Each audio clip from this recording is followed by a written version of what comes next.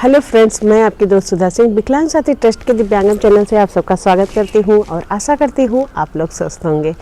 तो फ्रेंड्स, आज मैं आप लोगों के लिए एक नई कहानी लेकर हाजिर हूं और इसके पहले मैं आप सब लोगों का बहुत बहुत धन्यवाद करना चाहती हूं। हमारे दर्शक जो मुझे इतना पसंद करते हैं, उनका तहे दिल से शुक्रिया और ढेर सारा आभार। मैं आप लोगों के प्यार को हमेशा संभाल कर रखना चाहती हूँ और मैं अगर हूँ तो सब आप लोगों की वजह से हूँ। तो फ्रेंड्स,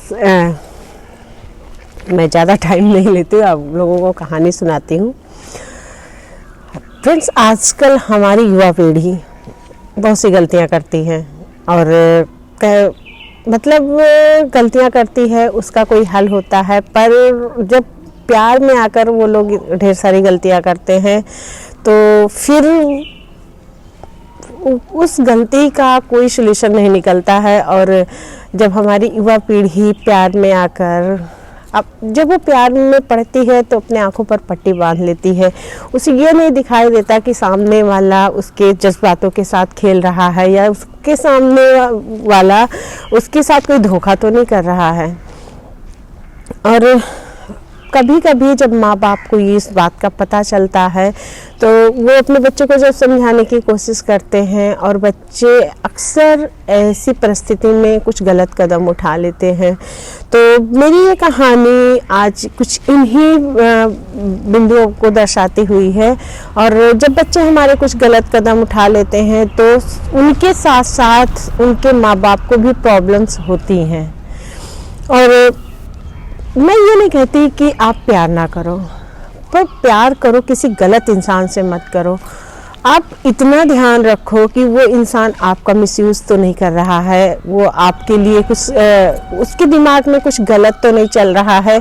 क्योंकि आजकल बच्चों को सोशल साइट पे ज़्यादा प्यार हो रहे हैं और दूसरी तरफ से अगर वो बंदा या बंदी आप में इंटरेस्टेड नहीं है तो सिर्फ वो आपके साथ खेलता है। तो मेरी ये कहानी आज कुछ इन्हीं बिंदुओं पर प्रकाश डालती हुई है। और कहते हैं ना, समाज में जो भी घटनाएं घटित होती हैं उसका असर पूरी समाज पर पड़ता है। और धोखा एक इंसान देता है लेकिन विश्वास सबका डगमगाता है। तो आज मेरी इस कहानी का शीर्षक है धोखा।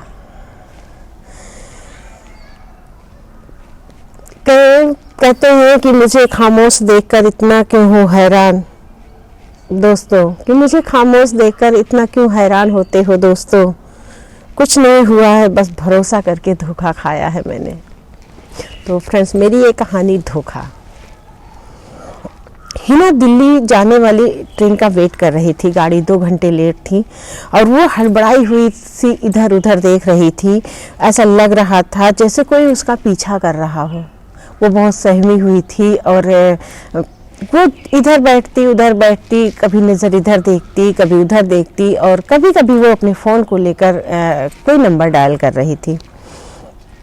वो बार बार घड़ी देखती। ठंडक का मौसम था, काफ़ी ठंडक पड़ रहा था और उसके पास, हिना के आसपास यात्री भी बहुत थे और वो जैसे सबकी नज़रों से खुद को बचा रही हो, इस तरह वो हर यात्री को बड़े उससे देखती है। इसके बाद वो जैसे लग रहा था कि कोई उसे पहचान ना ले, इस वजह से वो खुद को बचा रही थी।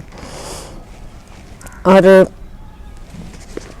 वो हड़बड़ी में आई हुई थी जिसकी वजह से वो कोई शॉल या कुछ ऐसा नहीं लेकर आई थी। ठंडक काफ़ी पड़ रही थी। उसने वेटिंग रूम में जाकर वो बैठी हुई थी, वेट कर रही थी ट्रेन का।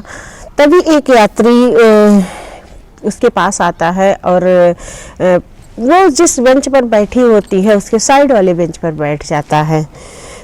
तो इस पर जो है वो लड़का, उस लड़की को भी समझ में नहीं आता है कि ये लड़की क्यों इतनी हड़बड़ाई हुई है। और वो देखता है कि उस लड़की को ठंडी लग रही है तो एक इंसानियत के नाते वो उसे शॉल कहता है कि मैम, कि आपको शॉल की ज़रूरत है, मेरे पास है, ले लीजिए। तो इस पर हिना गुस्सा हो जाती है। वो कहती है, मिस्टर, क्या समझा है आपने मुझे? मैं अकेली हूँ, इस वजह से आप मेरा फ़ायदा उठाएंगे और ये सिंपैथी क्यों दिखा रहे हैं आप मुझे? मुझे ठंडक ही लग रही है, मैं किसी अजनबी का कोई भी दिया हुआ सामान नहीं ले सकती हूँ और मुझे ठंडक ही लग रही है, कोई बात नहीं, वो मैं हैंडल कर लूँगी और ये सिंपैथी आप मुझे मत दिखाइए।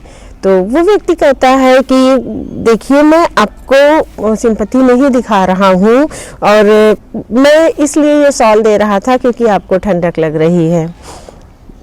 और ये कहकर वो जब हिना सॉल नहीं लेती है तो वो सॉल को अपने बैग में रखता है और अपने बैग से टिफ़िन निकालकर कुछ खाने लगता है।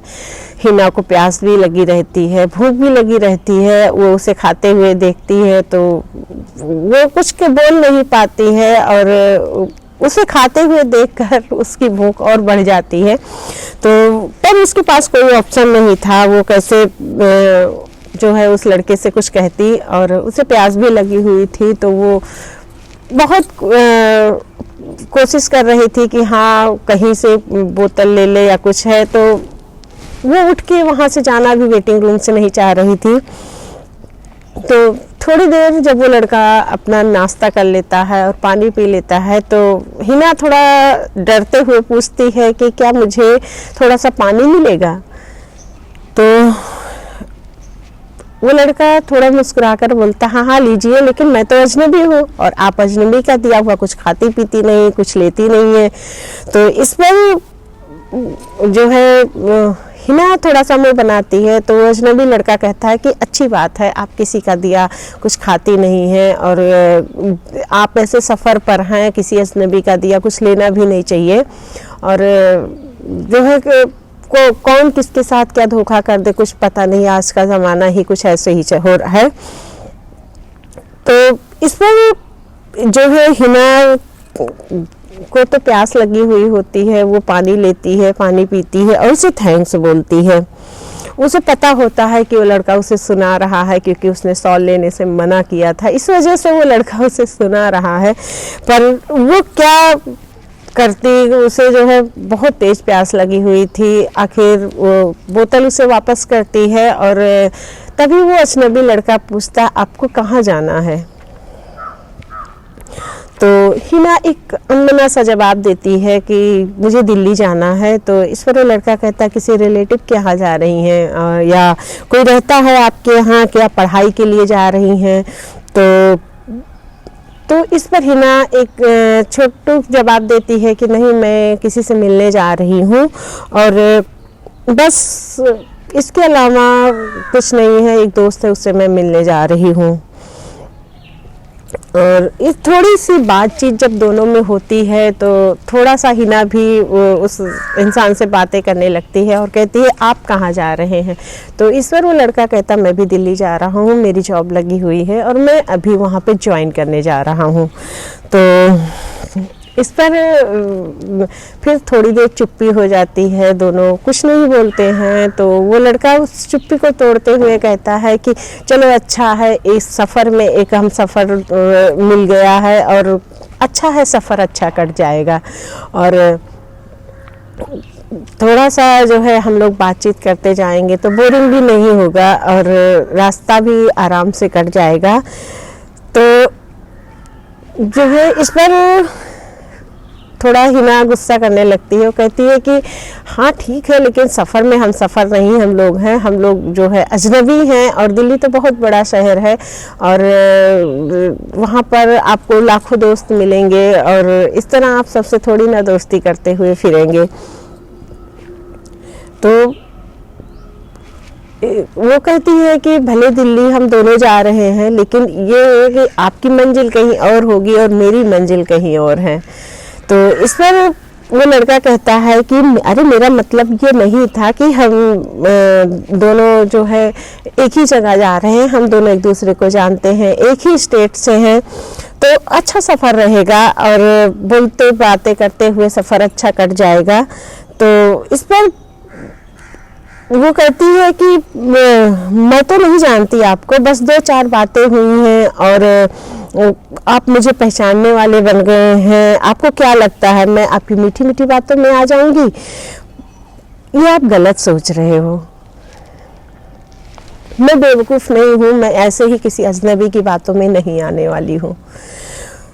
तो वो लड़का थोड़ा हड़बड़ा जाता है कि ये लड़की हर बात का गलत मतलब निकालती है, जब भी मैं इसे कुछ कहता हूँ तो ये हर बात का कुछ ना कुछ गलत मतलब निकाल लेती है। तो कहता है कि नहीं, मेरा ये मतलब नहीं था कि आप मेरी मीठी मीठी बातों में आ जाएंगी, बस मैं ये कह रहा था कि हम दोनों दिल्ली जा रहे हैं, हम लोगों का गंतव्य स्थान एक ही है, तो हम लोग आपस में बातचीत करते हुए निकल जाएंगे, सफ़र अच्छा कटेगा। ऐसे अजनबी की तरह जाएंगे तो जो है आप भी बोर होंगी और मैं भी बोर होऊंगा।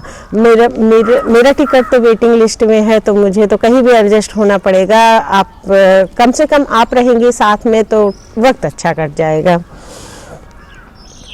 हिना बार बार किसी को फ़ोन कर रही थी, वो उस अजनबी की बातों को हूँ हाँ में जवाब दे रही थी, पर वो अजनबी लड़का उससे ज़्यादा कुछ घुलने मिलने की कोशिश कर रहा था। और वो ऐसा लग रहा, मतलब वो किसी व्यक्ति को फ़ोन बार बार मिला रही थी, तो उसे उस लड़के को लगा कि शायद ये अपने घर वालों से बात कर रही हो, बात करने के लिए फ़ोन मिला रही हो। और इस तरह किसी अनजान वो व्यक्ति किसी अनजान बात को बोलता, या वो अनजान व्यक्ति कोई बात ऐसे बोल देता, तो वो थोड़ा सा उसे घूर के देखती और फिर अपने फ़ोन पर फ़ोन मिलाने लगती। तो वो लड़का भी सोचता है कि ये लड़की अजीब है, मैं तो इसकी हेल्प कर रहा हूँ, अकेली जा रही है, हमारे ही स्टेट की है, तो और इस तरह ये हर बात पर गुस्सा कर रही है, कैसी लड़की है। और फिर उसने सोचा ठीक भी है, किसी अजनबी इंसान से बातचीत करने में तो दिक्कत होती ही है, और ठीक है, अच्छी बात है। और इस तरह वो ट्रेन उनकी आ जाती है और दोनों ट्रेन में चढ़ते हैं। हिना अपनी सीट पर आती है और वो लड़का हिना के ही पास में जो बर्थ होता है वहाँ पर बैठ जाता है, क्योंकि उस बर्थ पर कोई यात्री नहीं आए रहते हैं। वो हिना सोचती है कि कहीं ये इंसान मेरा पीछा तो नहीं कर रहा, कहीं ये कोई गलत आदमी तो नहीं है।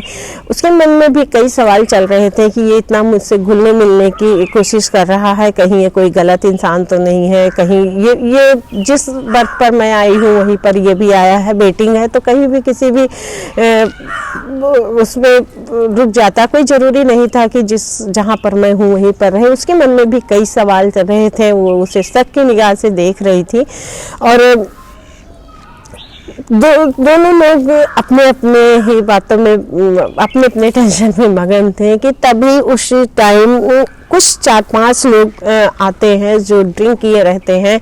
वो आकर हिना अकेली अपने पूरे उसमें कंपार्टमेंट में रहती है, तो पूरे वो 5-6 लोग जो भी रहते हैं वो सब ड्रिंक किए रहते, सब आदमी रहते हैं और आकर वहाँ पर उल्टी सीधी बातें करने लगते हैं, जिससे हिना को थोड़ा सा डर लगने लगता है कि वो अकेली है पूरे डिब्बे में, तो इसमें बर्थ में, तो कहीं ये लोग कुछ गलत ना बोल दें या कुछ उसके साथ कुछ गलत ना कर दे। वो सहमी हुई थी, वो बैठी हुई थी सहमी हुई।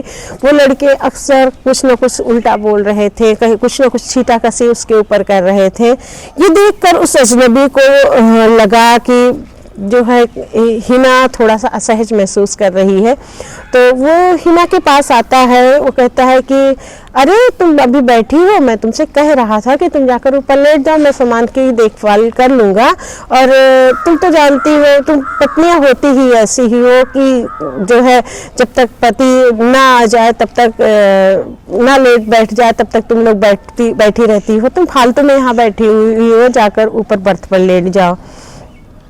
हिना को थोड़ा सा अजीब लगता है कि ये लड़का मुझे अपनी पत्नी बना रहा है, मैं इसे जानती भी नहीं, अभी 2-4 मिनट हुए मिले और ये ऐसी बातें कर रहा है। तो वो लेकिन उस वक्त उसे यही सही लगता है कि वो जाकर ऊपर बर्थ पर लेट जाए, क्योंकि नीचे सारे जेंट्स होते हैं और वो सब ड्रिंक किए रहते हैं। वो बिना कुछ बोले जाकर ऊपर बर्थ पर लेट जाती है। तो जब वो लड़का बैठा रहता है और वो उन आदमियों को पता चलता है कि ये उसका हस्बैंड है, तो धीरे धीरे वो लोग उठकर वहाँ से जाने लगते हैं।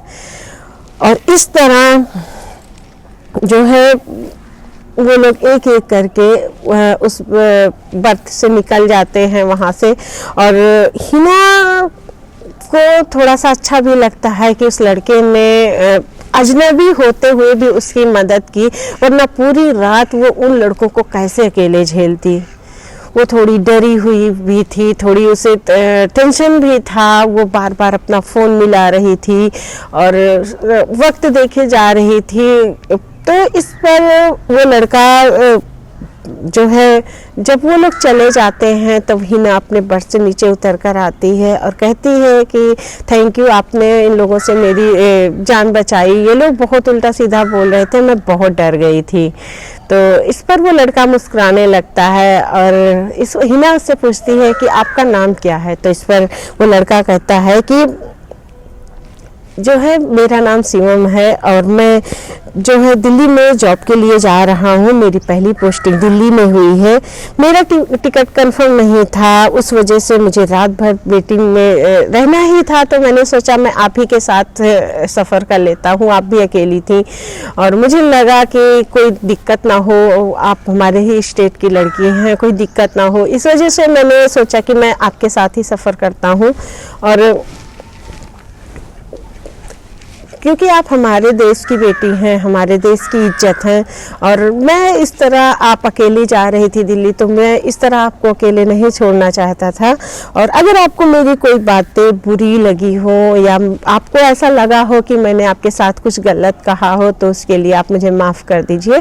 तो इस पर जो है हिना कहती है कि मैं आपसे खुद सॉरी बोलती हूँ, मैंने बहुत रूडली आपसे बात किया और मैं जानती हूँ मुझे डर भी लग रहा था। यहाँ आजकल माहौल भी बहुत ख़राब चल रहा है और किसी अनजान इंसान से बात करने में डर भी लगता है और इतना सब कुछ हो रहा है, सब कुछ न्यूज़ और टेलीविज़न सब जगह हम लोग सुनते देखते हैं, तो एक डर भी अंदर लगता है किसी अजनबी से बात करते हैं। इसलिए मैंने आपसे रूडली बात किया।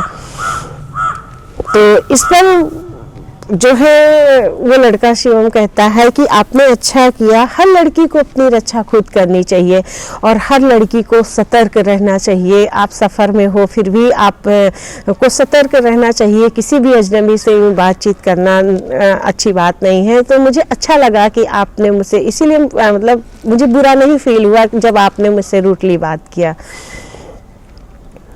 तो हिना भी थोड़ी देर बातचीत करती रही और उन लोगों की बातचीत से हिना को फील हुआ कि चलो इस अजनबी शहर में कोई तो एक ऐसा है जो अपनों जैसा है। और इस तरह उन लोगों में बातचीत होती रही। थोड़ी देर बातचीत करने के बाद दोनों लोग अपने अपने बर्थ पे लेट गए, सो गए।